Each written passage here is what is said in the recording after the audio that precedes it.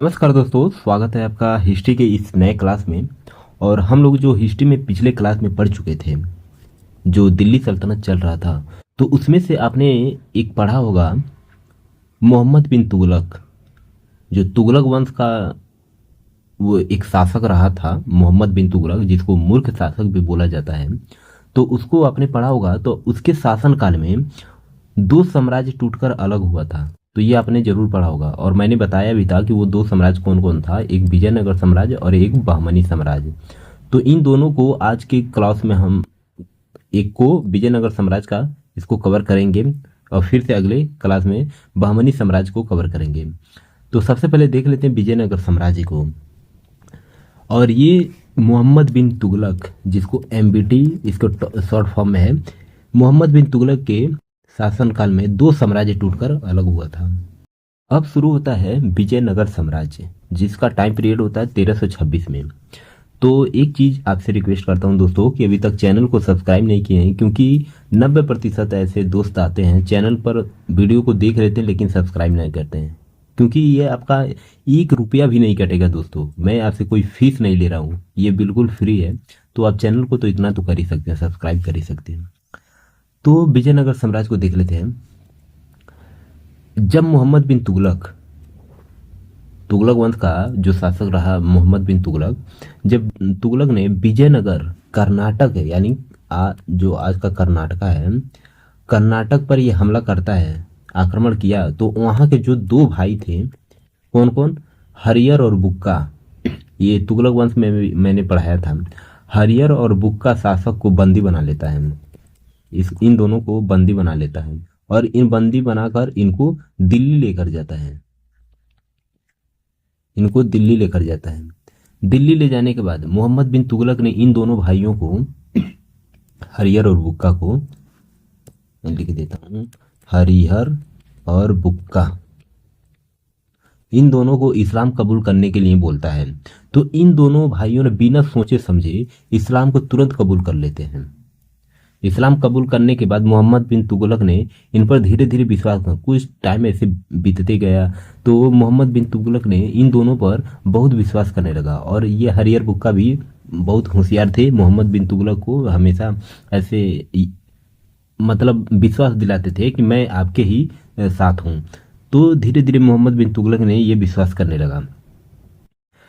एक दिन क्या होता है कि मोहम्मद बिन तुगलक ने हरियर और बुक्का को, दोनों भाइयों को भेजता है, फिर से दोबारा भेजता है विजयनगर साम्राज्य का जो क्षेत्रफल है, विजयनगर, विजयनगर, विजयनगर, इसको विजयनगर में फिर से भेजता है। इसका जो क्षेत्रफल है विस्तार करने के लिए भेजता है कि जो विजयनगर साम्राज्य है उसके आसपास के जितने भी शासक रह रहे हैं उन पर आक्रमण करो, और ये विजयनगर साम्राज्य का विस्तार करो, क्षेत्र विस्तार करो। और किनको चुनता है, हरियर और बुक्का को, यानी दोनों भाइयों को चुनता है, विश्वास कर लेता है। 1336 ईस्वी में हरियर बुक्का ने, दोनों भाइयों ने क्या करते हैं, इससे मोहम्मद बिन तुगलक से 1336 ईस्वी में विजयनगर जाने के बाद दोनों भाइयों ने मोहम्मद बिन तुगलक से टूटकर अलग हो जाते हैं, टूटकर अलग हो जाते हैं, और पूरा हिंदू धर्म में वापस कर लेते हैं। इस्लाम तो कबूल किए रहते हैं लेकिन पूरा हिंदू धर्म में वापस कर लेते हैं। इस प्रकार जो देखा जाता है कि हरियर और बुक्का ने मिलकर अपने पिताजी के नाम से नए वंश का स्थापना करते हैं, पिताजी के नाम से नए वंश का स्थापना करते हैं। विजयनगर साम्राज्य का जो वास्तविक नाम होता है वो है कर्नाटका, कर्नाटका, कर्नाटका है। पुर्तगालियों ने इस साम्राज्य को, पुर्तगालियों ने इस साम्राज्य को बिशनागा, बिशनागा बोलते थे, इसी नाम से जानते थे, बिशनागा के नाम से जानते थे। विजयनगर साम्राज्य पर चार वंशों ने शासन किया था। अब वो भी देखिए, संगमा, सलुआ, तुलुआ और विदु, ये 4 वंशों ने शासन किया था। वो भी 300, लगभग 300 वर्षों तक ऐसे शासन किए विजयनगर साम्राज्यों पर। तो चलिए सबसे पहले हम लोग देख लेते हैं संगमा वंश को। एक चीज बताना मैं आपको भूल गया कि जो विजयनगर साम्राज्य था, बहमनी साम्राज्य हो गया, विजयनगर साम्राज्य, ये देखिए बहमनी साम्राज्य जो 5 राज्यों में टूटकर बटा हुआ था, अहमदनगर, विजयनगर, बीदर, बरार, गोलकुंडा, 5 राज्यों में ये टूटकर अलग हुआ था। लेकिन विजयनगर साम्राज्य ये बहुत बड़ा, ये सिर्फ एक ही था और बहुत बड़ा था, काफी तमिलनाडु, लगभग आंध्र प्रदेश हो गया, केरल हो गया, इन सभी मतलब क्षेत्रों को ये काफी कब्जा किया हुआ था विजयनगर साम्राज्य। और बहमनी साम्राज्य 5 क्षेत्रों में बटा हुआ था, तो ये याद रखिएगा। तो चलिए संगमा वंश को हम लोग देख लेते हैं। संगमा वंश, देखिए संगमा वंश का जो प्रथम शासक रहता है उसका नाम है हरिहर राय प्रथम। हरिहर राय प्रथम, इसका नाम है हरिहर राय प्रथम। हरिहर राय प्रथम के दरबार में शायड़ नाम का विद्वान था। शायड़ नाम का विद्वान रहता था। शायड़ विद्वानों ने ये पुस्तक लिखा था, वेदों पर टीका। वेदों पर टीका, इसका मतलब क्या है, ये जो वेद उपन्यास होते थे हिंदू धर्म में, उस पर टीका टिप्पणी करने का ये एक पुस्तक लिखा था। टीका टिप्पणी मतलब जो भी अंधविश्वास हो गया उन पर टीका टिप्पणी करने का। तो हिंदू धर्म में यही खास बात है कि आप उस पर टीका टिप्पणी कर सकते हैं, आप उसमें जो भी गलत लगता है उसको बता सकते हैं, और लोग धीरे धीरे उस चीज को एक्सेप्ट भी करते हैं और बाद में वो उन सब चीजों को नकार भी देते हैं। तो ये जो भी टीका टिप्पणी है ये करना भी चाहिए, क्योंकि ऐसा होने से समाज एक आगे की दिशा में बढ़ता है और उस जो रूढ़िवादी सोच होती है उसको पीछे छोड़ता है। तो टीका टिप्पणी करना बहुत जरूरी है। तो ये शायड़ जो विद्वान था वो टीका टिप्पणी करता था। इसके बाद जो अगला शासक आता है संगमा वंश का, वो है बुक्का राय। बुक्का राय प्रथम। बुक्का राय प्रथम, देखिए बुक्का राय प्रथम वेद मार्ग प्रतिस्थापक नाम का उपाधि धारण करता है। वेद मार्ग लिख लीजिएगा, वेद मार्ग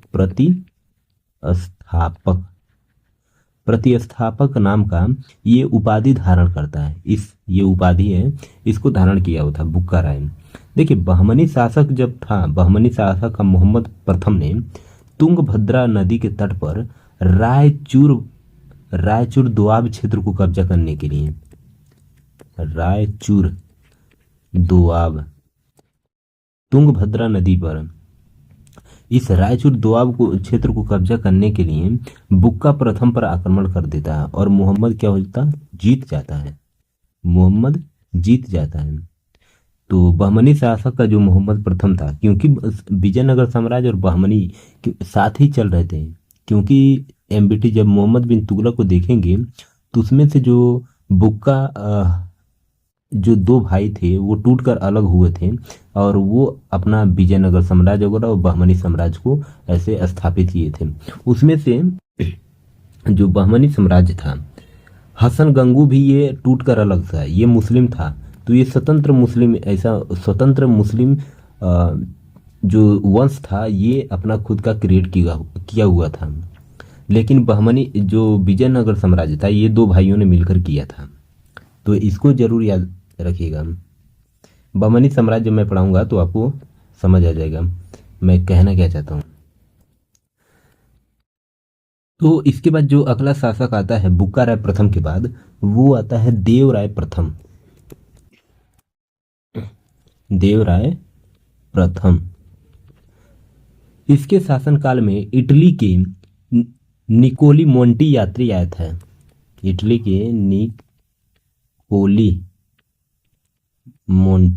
निकोली मोंटी एक यात्री था, वो आया था।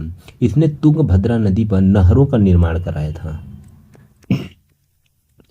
तुंगभद्रा नदी पर नहरों का निर्माण कराया था। इसने अपने सैनिकों में तुर्क धनुर्धरों को शामिल करता था। तुर्क धनुर्धर जो होते थे उसको शामिल करने का ये आदेश दिया था। जो तुर्क धनुर्धर उस समय के जो थे बहुत ही अच्छा धनुर्धर माना जाता था, तो उनको ये अपने सैनिकों में शामिल करता था, तुर्क धनुर्धरों को। इसके समय काल में जो बहमनी साम्राज्य के फिरोज शाह था, फिरोज शाह जो था, देवराय प्रथम पर आक्रमण करता है। ये फिरोज शाह देवराय प्रथम पर आक्रमण कर देता और जीत भी जाता है। क्या होता है? जीत भी जाता है। बाद में फिरोज शाह और देवराय प्रथम के बीच ऐसे एक संधि होती है और वो संधि एक रिश्तेदारी में कन्वर्ट होता है। ये दोनों फिरोज शाह और देवराय प्रथम ने ये वैवाहिक संबंध से एक संधि कर लेते हैं। अब अगला जो शासक आता है वो है देवराय द्वितीय। देवराय द्वितीय, जिसको सेकंड ऐसे बोलते हैं, देवराय द्वितीय। ये हाथियों को मारकर शिकार करता था, इसलिए इसको गजबेटका बोला जाता है। ये हाथियों को मारकर शिकार करता था, इसलिए इसको क्या बोलता है? गजबेटका। ये अपने सिंहासन के बगल में कुरान रखता था, सिंहासन के बगल में कुरान, ताकि पड़ोसी कि मुस्लिम जो शासक है इससे दोस्ती कर सकें। तो ये मुस्लिम शासकों से दोस्ती करने के लिए अपने सिंहासन के बगल में क्या रखता था? कुरान रखता था। इसने श्रीलंका पर आक्रमण कर दिया और ये श्रीलंका पर आक्रमण करने वाला तीसरा शासक था। तो श्रीलंका पर इसने आक्रमण करता है और ये आक्रमण करने वाला ये तीसरा शासक था जो श्रीलंका पर आक्रमण। इससे पहले श्रीलंका पर 2 आक्रमण किए थे। पहला जो था वो था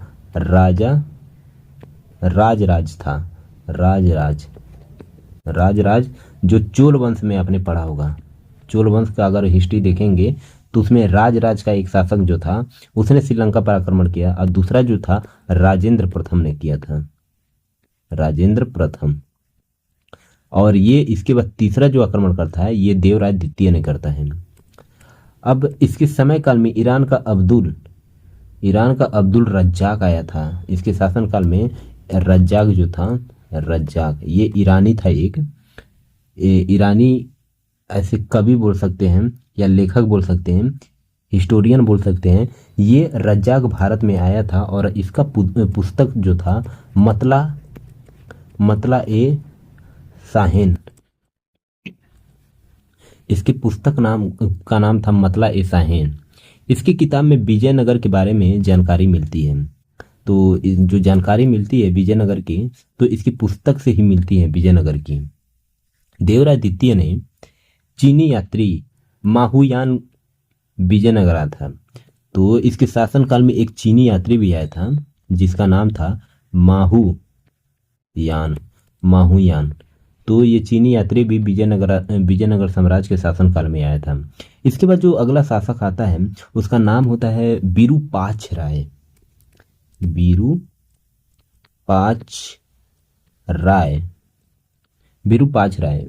देखिए, ये संगमा वंश का अंतिम शासक होता है। ये संगमा वंश का अंतिम शासक होता है। इसने अपने शासन काल में बहमनी साम्राज्य द्वारा विजयनगर साम्राज्य का प्रथम विजय प्राप्त करता है। ये इसके शासन काल में जो बहमनी साम्राज्य द्वारा विजयनगर साम्राज्य पर प्रथम विजय हासिल करता है। ये कौन? विरूपाक्ष राय। और ये अंतिम शासक होता है ये संगमा वंश का। इसकी हत्या इसके सैनिक जो सलुआ होता है, सलुआ नरसिंह, तो इसकी हत्या सलुआ नरसिंह ने कर देता है और सलुआ वंश की स्थापना करता है। कब करता है? 1485 में। 1485 में इसकी हत्या कर देता है सलुआ नरसिंह ने, और ये सलुआ नरसिंह सैनिक था। तो अगला जो वंश हम लोग देखेंगे विजयनगर साम्राज्य का वो है सलुआ वंश, जिसका टाइम पीरियड है 1485 से 1503। तो हम लोग देखते हैं सलुआ वंश का। सलुआ वंश में कहीं कहीं जो 1485 से 1403 देता है तो कहीं 1505 भी देता है। तो ये बड़ा डेट का कन्फ्यूजन है, इसको देख लीजिएगा। और सलुआ वंश देखिए सैयद वंश का समकालीन था। सैयद वंश, ये जब दिल्ली सल्तनत का सैयद वंश चल रहा था तो उसका समकालीन था ये सलुआ वंश। सलुआ वंश में जो सलुआ होता है वो कई सरदारों का दमन करके ये वंश को बनाता है, स्थापित करता है। तो कई सरदारों का, विद्रोहियों का ये दमन करता है। उसके बाद ये सलुआ वंश का स्थापना करता है। तो इसका जो, इसके मरने के बाद इसका पुत्र शासक बनता है। तो सलुआ वंश में ज़्यादा कुछ खास नहीं है, इसलिए उतना नहीं पढ़ाता। इसका जो पुत्र है थिम्पा भूपाल, इसका उत्तराधिकारी भी होता है। इसके मरने के बाद इसका पुत्र शासक बनता है, लेकिन अयोग्य होने के कारण वो भी चल नहीं सकता है, ये वंश को आगे नहीं बढ़ा पाता है। और इसमें दो और शासक आते हैं जिनका नाम होता है नरसिंह देव,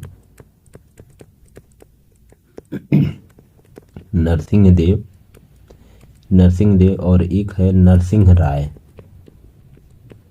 ये नरसिंह राय। तो ये दो ऐसे शासक आते हैं। तो इनका भी कुछ खास नहीं है सलुआ वंश में। तो हिस्ट्री बस हम लोग बस इसमें इतना ही देखेंगे कि जो एग्जाम के पर्सपेक्टिव से जो पूछता है। तो इसके बाद अब आता है सलुआ वंश के बाद तुलुआ वंश। क्या आता है? तुलुआ वंश। तो तुलुआ वंश को भी देख लेते हैं। अब हम लोग देखेंगे तुलुआ वंश का। तो इसमें जो शासक आता है वो है वीरन सिंह राय। तो इसका जो शासक रहता है वीरन सिंह राय, इसने नरसिंह देव की हत्या करके तुलुआ वंश की स्थापना करता है। तो नरसिंह देव जो अभी सुलुआ वंश का था, उसकी हत्या करके ये तुलुआ वंश का स्थापना करता है। वीर सिंह ने पुर्तगाली गवर्नर वीर सिंह ने पुर्तगाली गवर्नर अल्मोड़ा से दोस्ती करके इसने अल्मोड़ा का घोड़ा खरीद लेता है। अल्मोड़ा का एक घोड़ा जो होता है उसको खरीद लेता है। तो ये वीर सिंह ने अल्मोड़ा से दोस्ती करता है और उसके दोस्ती करने से ये इसका एक घोड़ा होता है उसको खरीद लेता है। तो इसका जो अगला शासक आता है तुलुआ वंश में वो है कृष्णदेव।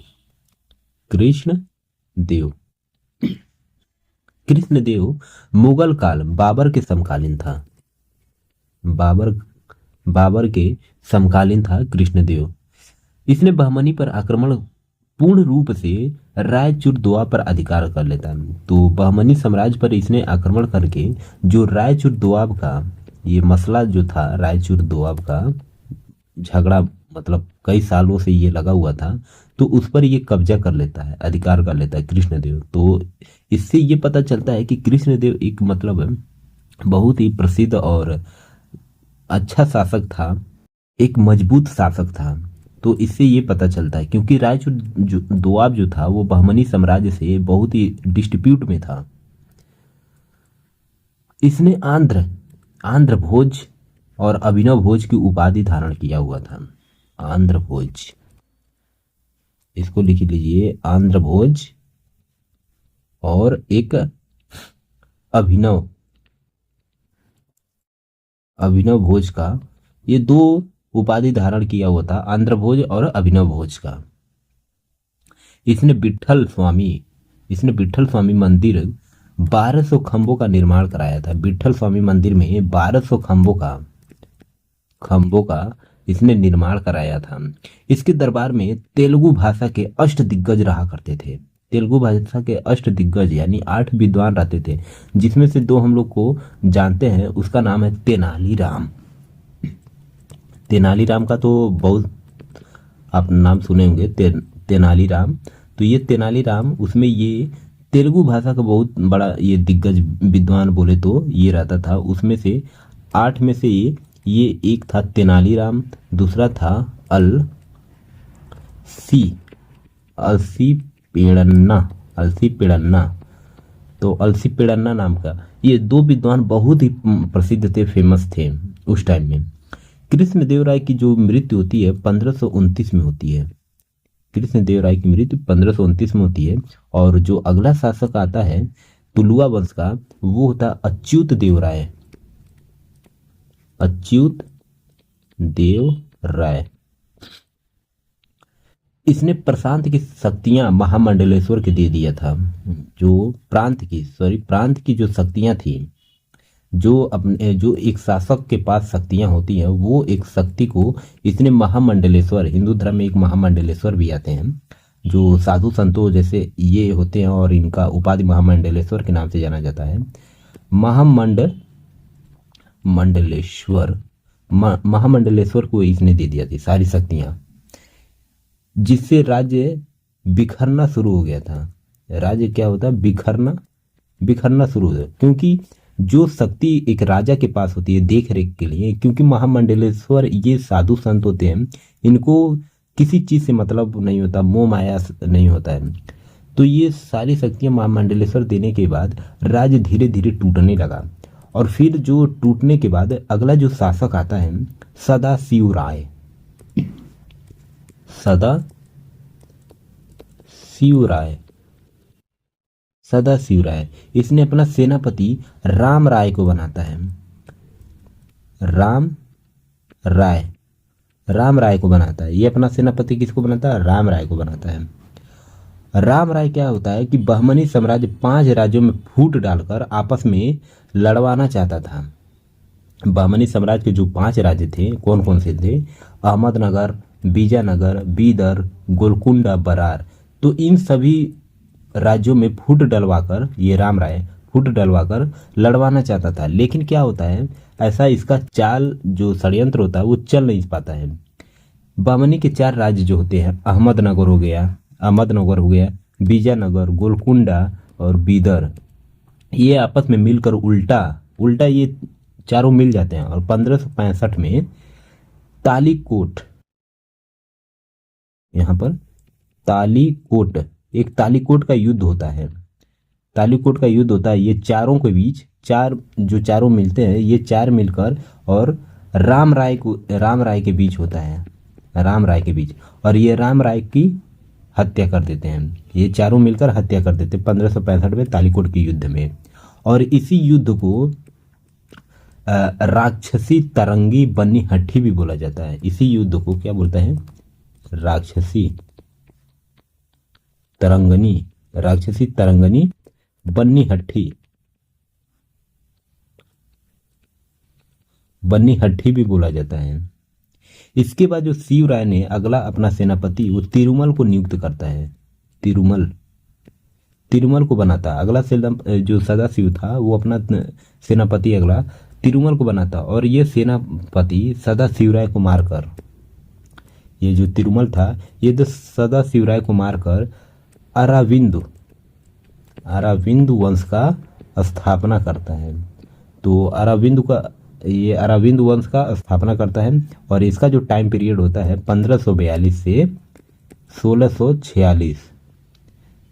तो आगे हम लोग देखेंगे अराविंदु वंश। देखिए अरविंदु वंश का जो स्थापना होता है वो तिरुमल ने करता है। तिरुमल ने सदाशिव को सत्ता से हटाकर पेनुगोंडा को अपना राजधानी बनाता है। पेनुगोंडा को अपना ये राजधानी बना लेता है।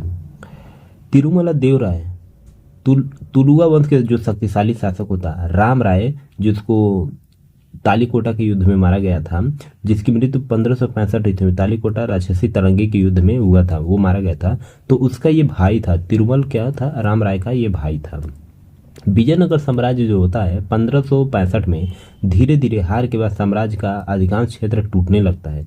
लेकिन अरविंदु वंश के जो शासक ने पेनुगोंडा को राजधानी तो बनाए रहते हैं, फिर चंद्रगिरी और बाद में बेल्लोर को अपना राजधानी बनाकर शासन जारी रखते हैं। इनमें जो शासन अरविंदु वंश में जो शासक आते हैं वो थे देवराय, श्रीनगर प्रथम, वेंकट द्वितीय, श्रीरंग द्वितीय, रामदेव, अरविंदु, वेंकट तृतीय, श्रीरंग तृतीय शामिल थे। इसमें से जो वेंकट द्वितीय थे, ये वेंकट द्वितीय वो योग्य और प्रभावशाली शासक माना जाता है, जिन्होंने चंद्रगिरी मुख्यालय बनाते हैं, चंद्रगिरी को अपना मुख्यालय बनाते हैं और विदेशों जैसे स्पेन से भी ये कूटनीति संबंध स्थापित ये करते हैं। तो मतलब इसका कहने का मतलब यही है कि अरविंदु वंश जो होता है वो तो काफी क्षेत्रों में धीरे धीरे टूटने लगता है, कमजोर होने लगता है। लेकिन इनमें से जो कुछ अगला जो शासक आते हैं, देवराय, श्रीरंग, वेंकट, तो ये कुछ अभी अरविंदु वंश को चला रहे होते हैं और ये अपना मुख्यालय राजधानी चेंज करते रहते हैं, बार बार चेंज करते रहते हैं। इस काल में जो होता है साम्राज्य धीरे धीरे कमजोर होता गया और मैसूर, बेदनूर, तंजावर जैसे नए जो स्वतंत्र राज्य उभरने लगते हैं। तो इससे धीरे धीरे अरविंदु वंश खत्म हो जाता है। क्या होता है, अरविंदु वंश धीरे धीरे खत्म हो जाता है। आज की वीडियो में हम लोग बस इतना ही, अरविंदो वंश पढ़ेंगे और विजयनगर साम्राज्य यहीं पर समाप्त होता है। तो उम्मीद करता हूँ कि दोस्तों ये वीडियो आपको अच्छा लगा होगा। अगर अच्छा लगता है तो चैनल को सब्सक्राइब कर लीजिएगा और वीडियो को लाइक कर दीजिएगा। दोस्तों के पास शेयर करना है तो ये आपके ऊपर, शेयर करना चाहते हैं तो कर दीजिए, लेकिन सब्सक्राइब करना मत भूलिएगा दोस्तों, क्योंकि आपके एक ही सब्सक्राइब से ये चैनल का ग्रो हो सकता है। तो चलिए मिलते हैं नेक्स्ट लेक्चर में, बहमनी साम्राज्य पर चर्चा करेंगे। तो तब तक के लिए जय हिंद, जय भारत।